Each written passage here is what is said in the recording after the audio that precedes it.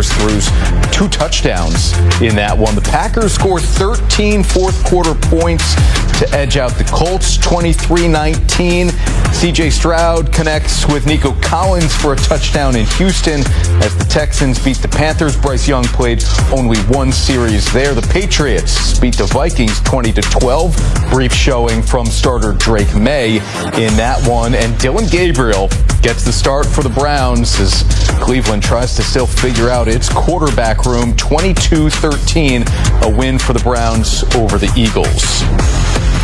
Let's bring in our guy Tyler Sullivan to react to these games here that we just showed you. We'll pick out a few. And Tyler, how do we start anywhere but Cleveland, given what we saw from Shedeur Sanders a week ago and now Dillon Gabriel? Sanders sidelined with an injury. Gabriel missed the first preseason game because of an injury, but he gets his start, 5 drives. And other than the pick 6, which, is not easy to just glance over, but other than the pick 6, looked pretty good. 13 of 18, 143 yards, no touchdowns, and again, that pick 6. What did you think of Gabriel showing?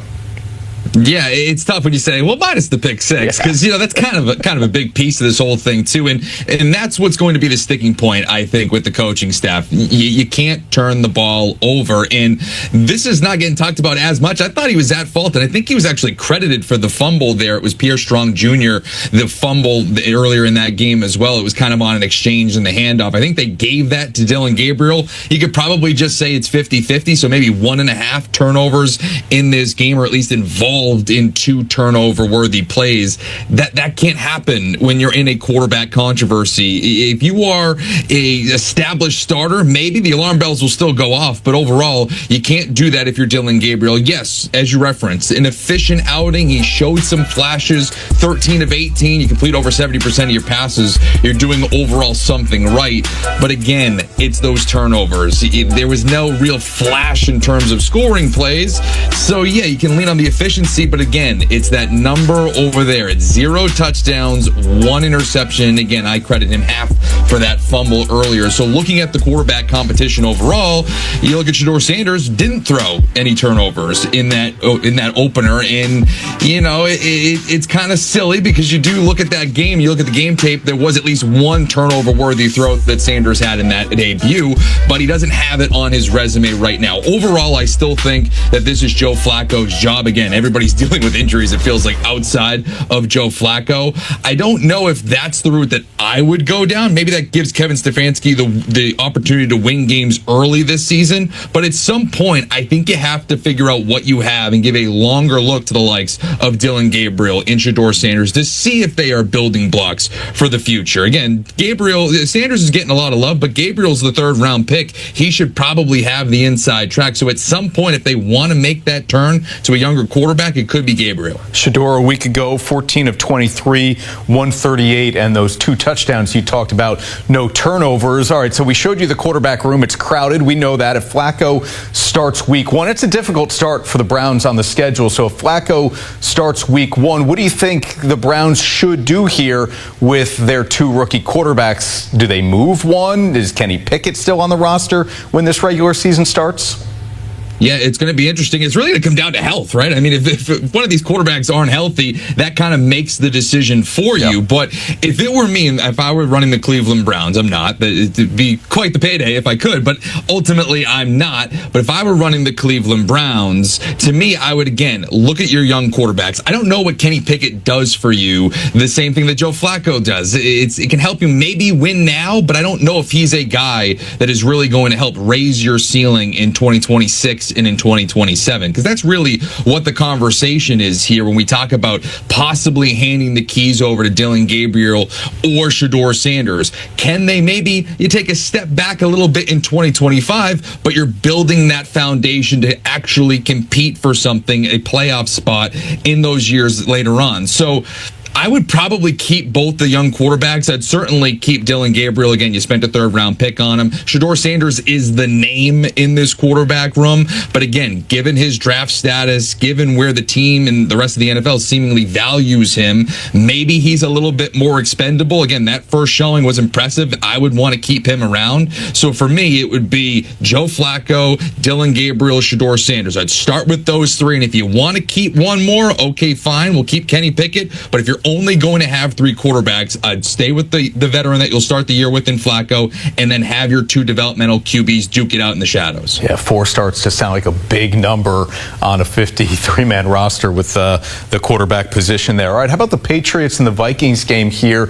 New England wins 20-12, and everybody was impressed by what Drake May was able to do as a rookie last year at quarterback. So we didn't see a lot of him on Saturday, but kind of know what you're getting there probably. And you'd love to have a running game that is solid for a second-year QB like May. What does New England have at the running back position? Travion Henderson scored a touchdown today.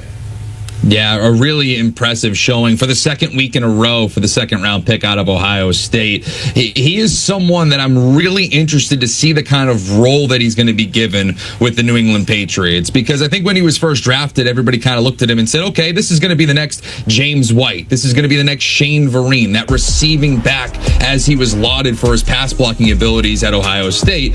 But now you're starting to see maybe this could be more like a Jahmyr Gibbs type role in between the tackles type of a runner. Again, only played a little bit in this game, but had 2 third-down conversions on the ground. One was a 3rd and 8, and the other, or 3rd and 11, excuse me, and the other one was a 3rd and 4 that he took 8 yards for a touchdown and was really weaving through traffic.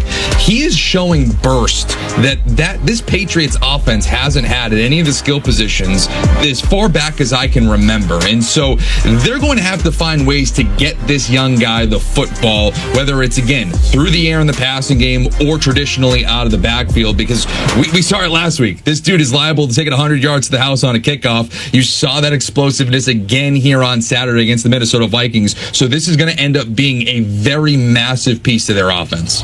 And in Indianapolis, Packers beat the Colts 23-19. No Jordan Love, still injured after surgery on the left thumb. But the story, of course, everybody's following with the Colts is QB1. Is it going to be the number 4 overall pick from a few years ago, Anthony Richardson, or will it be the new guy, Daniel Jones? And the numbers on these guys today: Tyler Jones was 7-11, 101 yards, no touchdowns, no interceptions. Richardson 6 of 11, 73 yards, no touchdowns, no interceptions. Have they figured anything out? Has this helped Shane Steichen settle anything in Indianapolis? I still think he has a few sleepless nights ahead of him, because neither one of these quarterbacks really jumped out and took the job by force. I would say if we're going to determine a winner out of week 2 of the preseason, I would give it to Daniel Jones. I felt like the offense was a lot smoother with him under center. There were still some warts, no doubt. But with Anthony Richardson, you still kind of saw those warts where there was some inconsistencies throwing short. There was some throws into traffic that were really dangerous. So I would give it to Daniel Jones. And again, not perfect. You saw that first series against the Green Bay Packers, miscommunication with the snap. It seemed like he pulled out a little bit too early.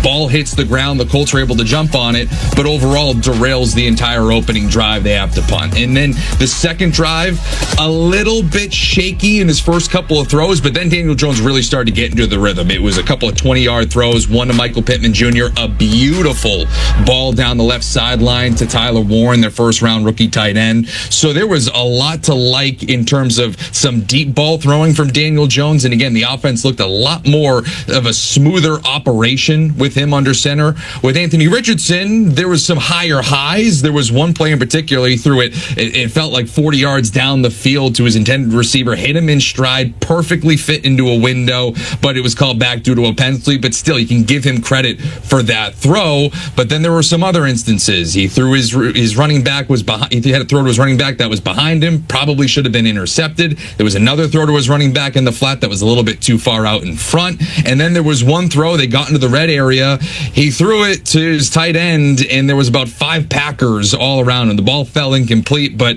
a very dangerous throw from Anthony Richardson. So it's kind of one of those things. If you're Shane Steichen, what do you want? Do you want someone with a higher floor that you can give this offense, which in my opinion would be Daniel Jones, or are you looking for a higher ceiling, which would be Anthony Richardson? I think at this stage, I would go with the higher floor option, which to me would be Daniel Jones. Yeah, the highs are high, the lows are low for Richardson, and he was pretty upset after that play was called back by the penalty you just mentioned. These guys know, Tyler, that they are in a quarterback battle for sure with the Colts. Tyler Sullivan Skull with us Nation, here. What's up? It's Victor here from Report Vikings. And man, we've got something to talk about today. The Tennessee Titans just claimed linebacker Brian Asamoah off waivers. Yeah, the same Brian Asamoah we drafted in the 3rd round back in 2022. And just like that, he's gone.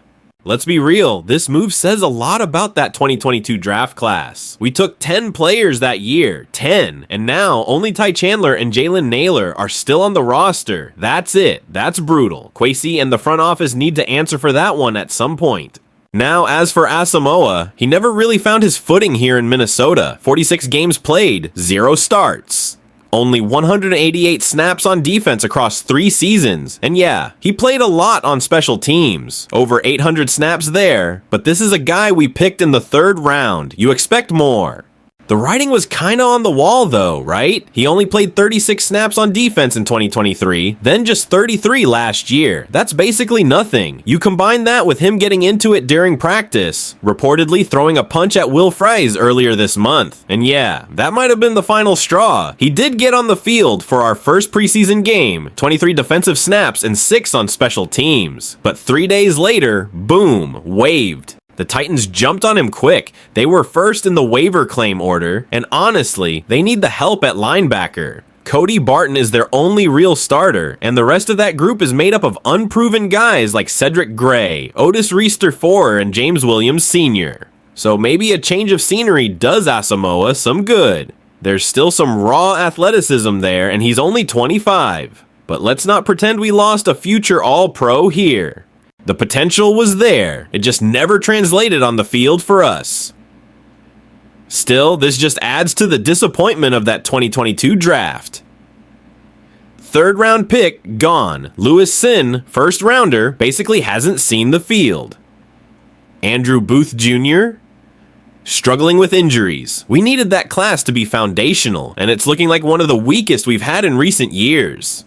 What do y'all think? Was cutting Asamoah the right call? Should we have given him one more shot in camp? Or are you ready to move on just like the team was? Drop your thoughts in the comments. You know I'm always reading them, and don't forget to like, subscribe, and share this video with another Vikings fan. We've got a long season ahead, and we're breaking everything down here on Report Vikings. S-Call as always. I'm Victor, and I'll catch you in the next one.